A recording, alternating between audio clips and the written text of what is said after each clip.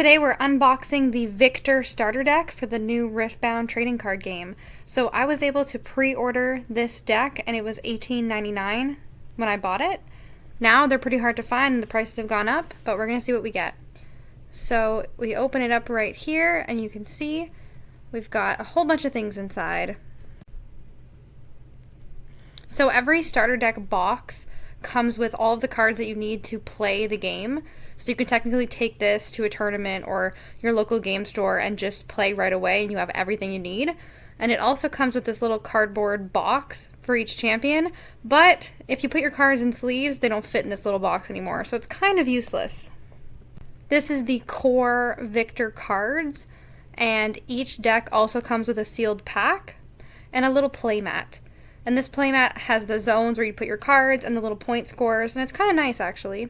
And it also comes with a rule book and a little instruction manual, and that is specific to each champion. So if you open it up here, we have some next steps for Viktor, some cards I think you should add, or spells you should add. So this is the core Viktor deck, wrapped up in its little plastic, and that has all of the runes, so you need 12 of them, 3 battlefields, and then basically all of your 40 card deck.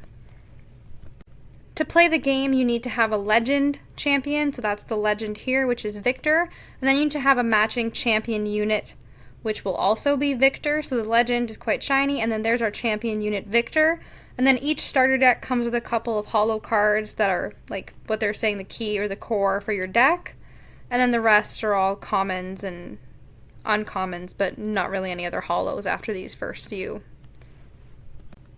This core set of 40 cards is the same in each box, so the Viktor box has all the same cards for Viktor, and the same for the other starter decks. The Lee Sin box has all the Lee Sin cards, and Jinx has all the Jinx cards. And each deck is based off of 2 main rune colors, so Viktor's is blue and yellow. Jinx is purple and red, and Lee Sin is orange and green. So you could technically take those 40 cards and go to your store and play a game right away without making any changes. It won't be the strongest deck in the world, but if you're playing with friends or even just at your local game store, you should be able to do all right, as long as you have an understanding of how to play the game.